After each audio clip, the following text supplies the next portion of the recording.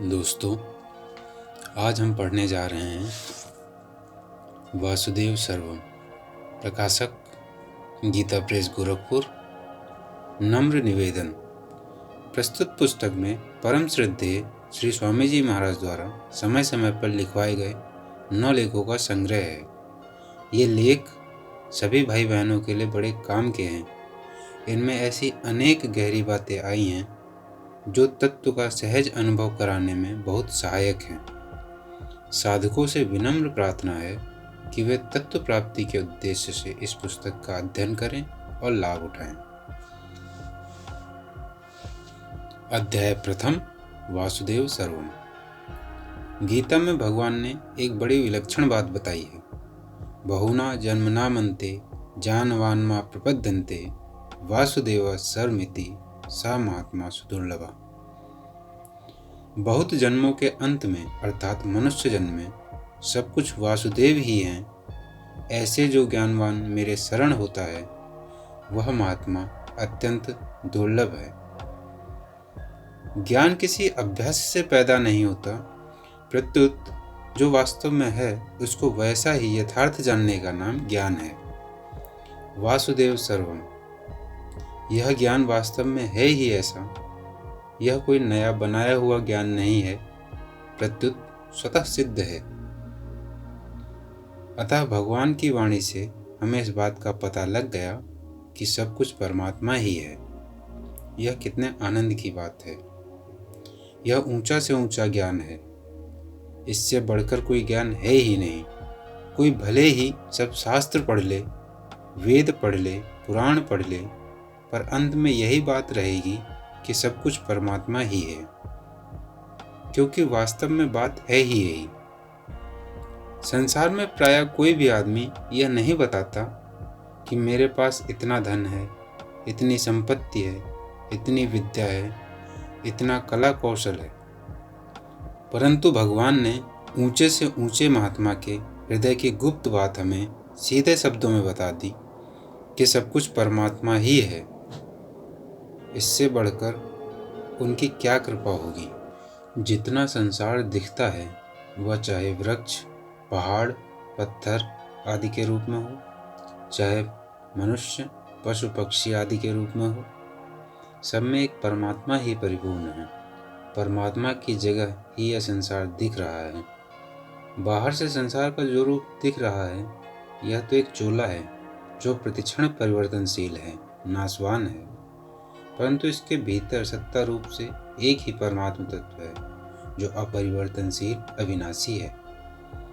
भूल यह होती है कि हम ऊपर के चोले की तरफ तो हमारी दृष्टि जाती है, पर भीतर क्या है इस तरफ हमारी दृष्टि जाती ही नहीं। इसलिए भगवान कहते हैं, ततो मा तत्त्वतो ज्ञात्वा विस्ते तदंतरम। गीता अध्याय 17 श्लोक 55। मनुष्य मेरे को तत्व से जानकर फिर तत्काल मेरे में प्रविष्ट हो जाता है। तत्व से जानना क्या है? जैसे सूती कपड़ों में रुई की सत्ता है, मिट्टी के बर्तनों में मिट्टी की सत्ता है, लोहे के अस्त्र शस्त्रों में लोहे की सत्ता है, सोने के गहनों में सोने की सत्ता है, ऐसे ही संसार में परमात्मा की सत्ता है। यह जानना ही तत्व से जानना अर्थात अनुभव करना है। सोने के बने गहनों के अनेक प्रकार हैं। कोई गले में पहनने का है, कोई हाथों में पहनने का है, कोई कानों में पहनने का है, कोई नाक में पहनने का है, आदि आदि। उन गहनों की अनेक प्रकार की आकृतियां हैं, अनेक प्रकार के नाम हैं, अनेक प्रकार का उपयोग है, अनेक प्रकार का तौल है, अनेक प्रकार का मूल्य है। वे सब तो अनेक प्रकार के हैं, पर सोना अनेक प्रकार का नहीं है।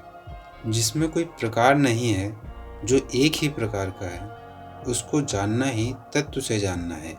ऐसे ही संसार में मनुष्य, पशु पक्षी, वृक्ष, पहाड़, पत्थर, ईंट, रेत, चूना, मिट्टी आदि तो अनेक प्रकार के हैं, पर जो उनके भीतर रहने वाला है उसका कोई प्रकार नहीं है। वह प्रकार रहित तत्व ही परमात्मा है। जैसे गहनों में परिवर्तन होता है पर सोने में परिवर्तन नहीं होता।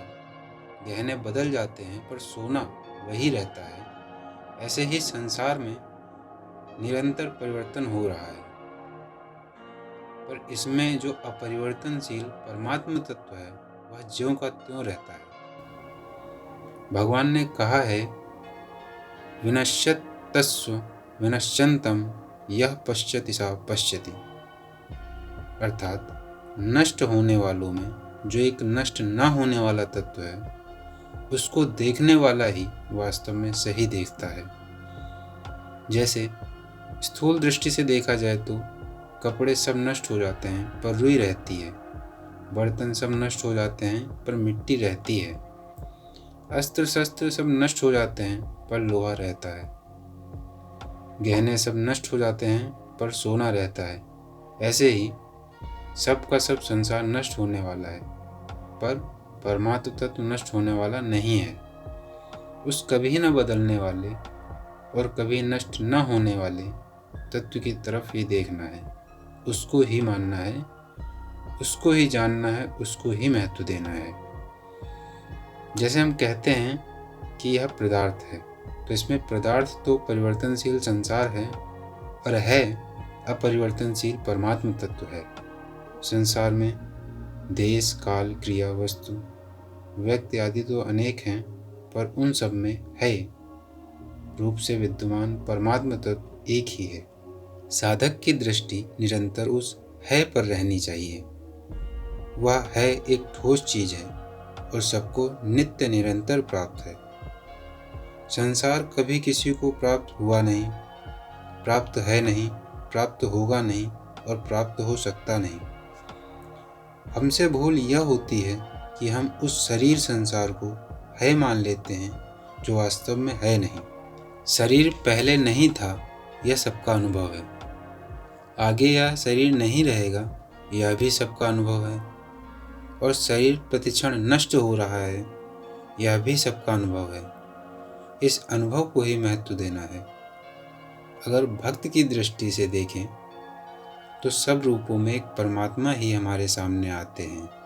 हमें भूख लगती है तो अन्न रूप से वे ही आते हैं, हमें प्यास लगती है तो जल रूप से वे ही आते हैं, हम रोगी होते हैं तो औषधि रूप से वे ही आते हैं, हम भोगी होते हैं तो भोग्य रूप से वे ही आते हैं, हमें गर्मी लगती है तो छाया रूप से वे ही आते, हमें सर्दी लगती है तो वस्त्र रूप से वे ही आते हैं।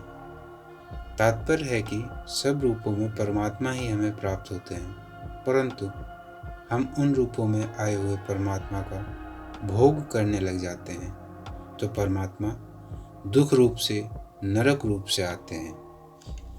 प्रश्न, परमात्मा अन्न, जल आदि नाशवान वस्तुओं के रूप में क्यों आते हैं? उत्तर, हम अपने को शरीर मानकर अपने लिए वस्तुओं की आवश्यकता मानते हैं और उनकी इच्छा करते हैं, तो परमात्मा भी वैसे ही बनकर हमारे सामने आते हैं। हम असत्य में स्थिर होकर देखते हैं तो परमात्मा भी असत्य रूप से ही दिखते हैं। हम परमात्मा को जैसा देखना चाहते हैं वे वैसे ही दिखते हैं। ये यथा मां प्रपद्यन्ते तास्तथे भजाम्यहम्। गीता अध्याय 4 श्लोक 11।